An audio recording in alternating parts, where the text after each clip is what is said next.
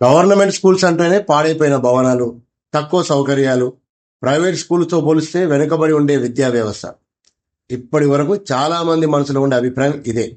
కానీ ఇప్పుడు తెలంగాణలో ఒక గవర్నమెంట్ స్కూల్ని చూస్తే ఇది నిజంగా గవర్నమెంట్ స్కూలేనా లేక ఏదైనా కార్పొరేట్ లేదా ఇంటర్నేషనల్ స్కూలా అనే సందేహం కలుగుతుంది. ఎందుకంటే తెలంగాణ ప్రభుత్వం ప్రారంభించిన కొత్త తెలంగాణ పబ్లిక్ స్కూల్ ప్రాజెక్ట్ ఇప్పుడు దేశవ్యాప్తంగా చర్చనీయాంశంగా మారింది. ఈ స్కూల్లో ఉన్న సౌకర్యాలు ఏమిటి, ఎవరు చదువుకోవచ్చు, దీని వెనుక ఉన్న అసలు లక్ష్యం ఏంటి, ఇప్పుడు పూర్తిగా తెలుసుకుందాం. ఎడ్యుకేషన్ అనేది ఏ రాష్ట్ర భవిష్యత్తునైనా మార్చగల అత్యంత శక్తివంతమైన ఆయుధం. ఒక రాష్ట్ర అభివృద్ధి కేవలం రోడ్లు, భవనాలు, పరిశ్రమలతో మాత్రమే కాదు, ఆ రాష్ట్రంలో ఉన్న ఎడ్యుకేషన్ సిస్టంతో కూడా కొలుస్తారు. అందుకే తెలంగాణ ప్రభుత్వ విద్యా వ్యవస్థను పూర్తిగా మార్చాలనే ఉద్దేశంతో తెలంగాణ పబ్లిక్ స్కూల్ అనే కొత్త కార్యక్రమానికి శ్రీకారం చుట్టింది. ఈ సంవత్సరం జూన్ 17న రంగారెడ్డి జిల్లా మంచాల మండలం ఆరుట్ల గ్రామంలో తొలి తెలంగాణ పబ్లిక్ స్కూల్ని ముఖ్యమంత్రి శ్రీ రేవంత్ రెడ్డి గారు ప్రారంభించారు. ఈ స్కూల్ని కేవలం ఒక విద్యా వ్యవస్థగా కాకుండా తెలంగాణలోని ప్రభుత్వ పాఠశాలల భవిష్యత్తుకు ఒక నమూనాగా రూపొందించారు.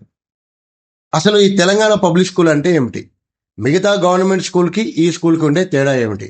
సాధారణంగా గవర్నమెంట్ స్కూల్లో ప్రాథమిక సదుపాయాలు మాత్రమే ఉంటాయి. కానీ తెలంగాణ పబ్లిక్ స్కూల్లో మాత్రం ప్రైవేట్ కార్పొరేట్ స్కూల్స్కు ఏమాత్రం తీసిపోని విధంగా అన్ని సదుపాయాలను ఏర్పాటు చేశారు. ప్రీ ప్రైమరీ నుంచి ఇంటర్మీడియట్ వరకు ఒకే క్యాంపస్లో విద్య అందించబడుతుంది. ఇంగ్లీష్ మీడియం టీచింగ్, ఆధునిక సాంకేతిక పద్ధతులు, డిజిటల్ క్లాస్ రూమ్స్, నైపుణ్యాభివృద్ధి కార్యక్రమాలు ఇందులో ప్రత్యేక ఆకర్షణగా నిలుస్తున్నాయి. మనం ఒక్కసారి ఈ స్కూల్లో ఉన్న సౌకర్యాల గురించి తెలుసుకుంటే నిజంగా ఆశ్చర్యపోతాం. డిజిటల్ క్లాస్ రూమ్స్, ప్రతి తరగతి గదిలో స్మార్ట్ బోర్డులు, డిజిటల్ టీచింగ్ సిస్టమ్స్ ఏర్పాటు చేశారు.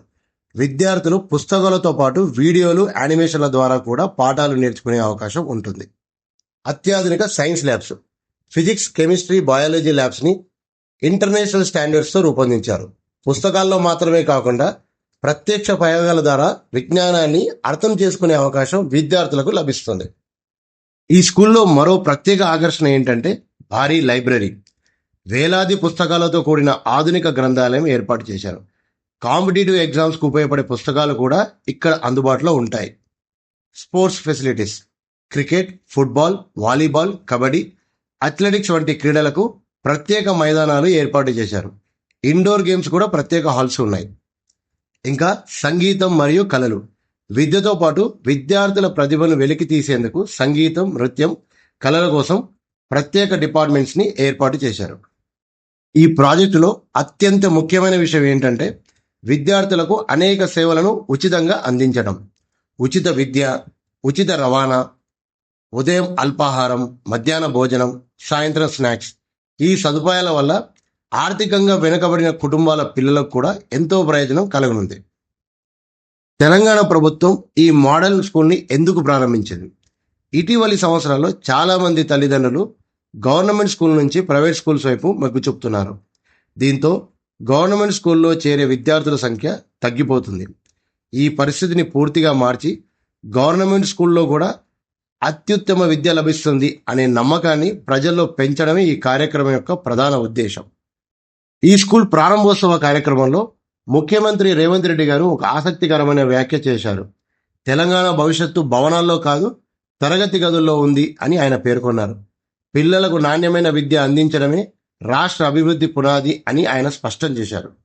తెలంగాణ ప్రభుత్వం ఈ ప్రాజెక్టుని మొదటి దశలో 4 ప్రాంతాల్లో అమలు చేస్తుంది. ఆరుట్ల, మంచాల, ఒంగూరు మరియు పోల్కంపల్లి.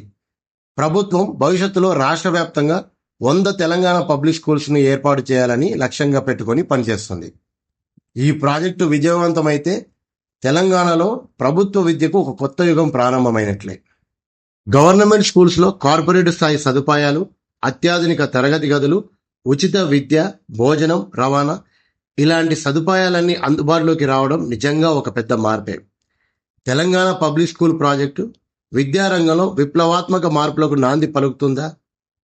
మీరేమంటారు? మీ అభిప్రాయాన్ని కామెంట్స్లో తప్పకుండా తెలియజేయండి. వీడియో నచ్చితే లైక్ చేయండి, మీ స్నేహితులతో షేర్ చేయండి. ఇలాంటి విశ్లేషణాత్మక వీడియోల కోసం మా కాసారం క్రానికల్స్ ఛానల్ని తప్పకుండా సబ్స్క్రైబ్ చేసుకోండి. Thank you so much for watching. జై హింద్.